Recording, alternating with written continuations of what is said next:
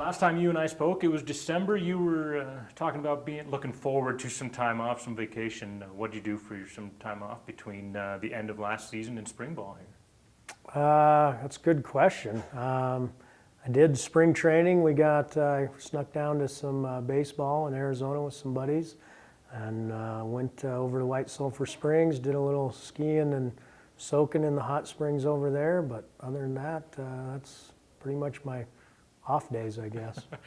You're known as Mr. Energy, so a really popular guy. How important is it for you guys to maybe be able to recharge your batteries a little bit and get ready to go? Because spring ball, it seems like it's getting earlier and earlier every year. Yeah, no. The exciting thing was we had some new coaches, so that was kind of the big transition, getting to know those guys. Obviously, Kane, reconnecting with Kane. Actually, I was renting his house, so we've stayed in touch maybe more than some people, but and then getting to know Bobby's been awesome, and then Eric coming in also has been awesome. So just kind of that addition to the staff has been energizing. Of course, Kane's Bobcat legend, and Bobby had a heck of a career and is going down and as a legend, and so it's been great. And then Eric's been a nice addition as well, getting to know him. So just kind of those things naturally, I think, and the excitement of kids fighting for roster spots and new positions and that sort of thing has been great. Seeing them, Coach Wilcox has done awesome in the weight room, and so yeah, excited to see those guys get out and get going. So that kind of just the natural progression of the calendar helps recharge more than anything, honestly. Let's talk about that coaching staff, because you do have, you and Coach Army are former head coaches, and you bring in guys like Matt and Bobby who are, climbing the ranks. Just what's the dynamics like in those coaching meetings where you kind of have a lot of Montana connections, but kind of at different stages, different points in your careers?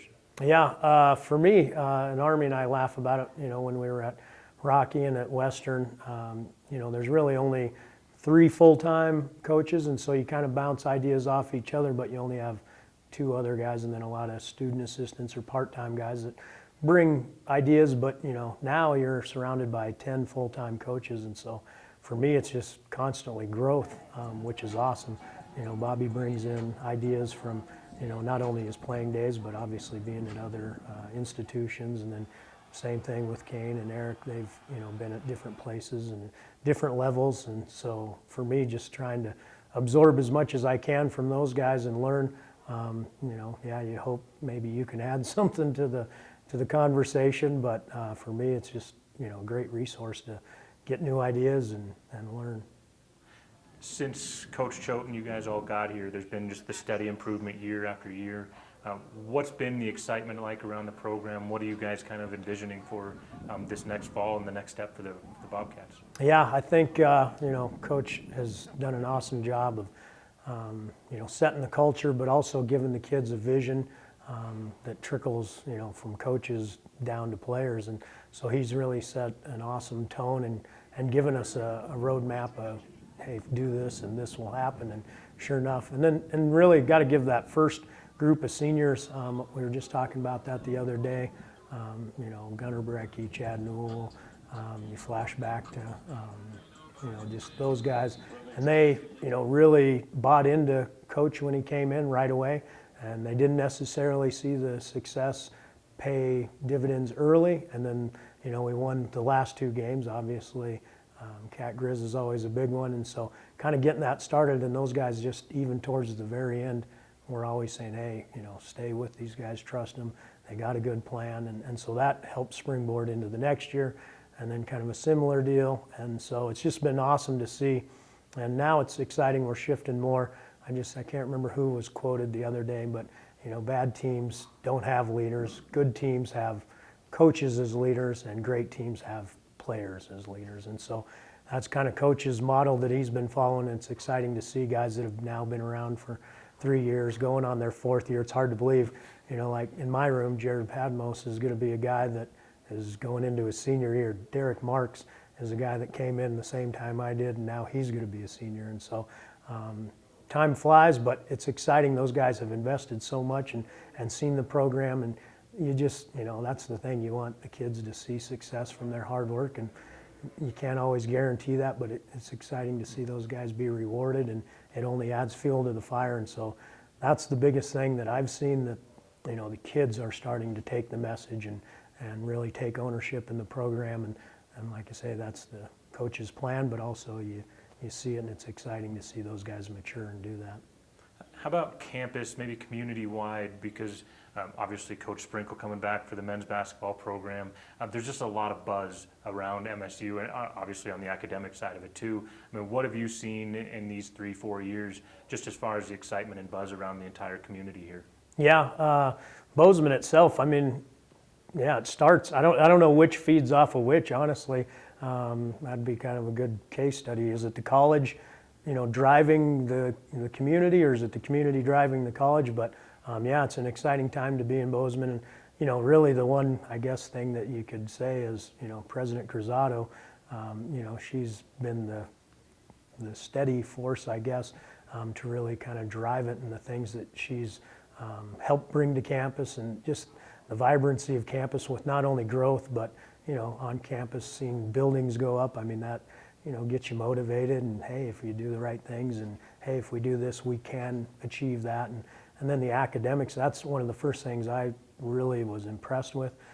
Admissions came and spoke to us, one of the first times we were here, and trying to help us understand, what's the recruiting model, and they've grown, but they haven't, dropped their standards of academics. And actually, when we first got here, the average ACT of the incoming freshman was a 24, and you're like, that's impressive, that not only is it just, growth to get growth, but it's, growing with quality. And so that's really exciting.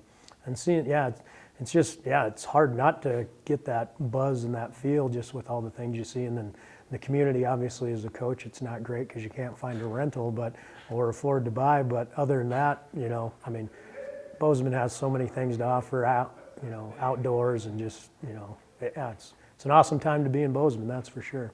What are your favorite things to do in and around Bozeman? I hate to admit it, but I'm a small town guy, so, and we laugh, I don't know, and I think you visit with a lot of people, and you kind of find that the things that are nearest to you, you don't really take advantage of, because you always want to go see things. And so I like to sneak away to the small towns, honestly, a little obscurity, and or kind of our downtime equals baseball season, and I'm a baseball fan, so if I can get out to watch baseball and go see somewhere else, like I said, I probably don't take advantage of Montana as much as I should, because I take it for granted. But yeah. Well, Bobby said that you're the guy they all go to when they're asking about small towns. So what's the hidden gems out there? What are some of the places that aren't, they're not home? Sheridan's home for you, but what are some of the other places out there that? I'm nervous to say, and then they won't be hidden gems anymore. But no, I mean, you gotta love. I mean, one that's easy for us to get to is Pony. We always sneak over there, and having some friends that have the O's Ranch right there. It's kind of a nice little getaway to go hang out over there. And so, I don't know, that's the fun thing too, is just to go explore some of the small towns that, you haven't necessarily been to. So, yeah, I mean, take your pick, honestly. That's the fun part, is going to those towns and then finding out, what their little secrets are. If the locals will share it with you, you got to maybe go back twice to get to know it. But yeah, I don't know. There's lots of them. For somebody like you who has so many Montana connections and friends across the state, does it get much better than what you have going on right now? No, I mean, yeah, we laugh. I'm like, really? It's kind of, not family reunion, but sort of. You get to, let me see, Coach is going to give me a tank of gas and a car to go visit my buddies. I mean, yeah, that's it's pretty good. And then, yeah, people pay a lot of money to come and recreate and drive around the state, and we get paid to go do it. So, yeah, I can't think of much better.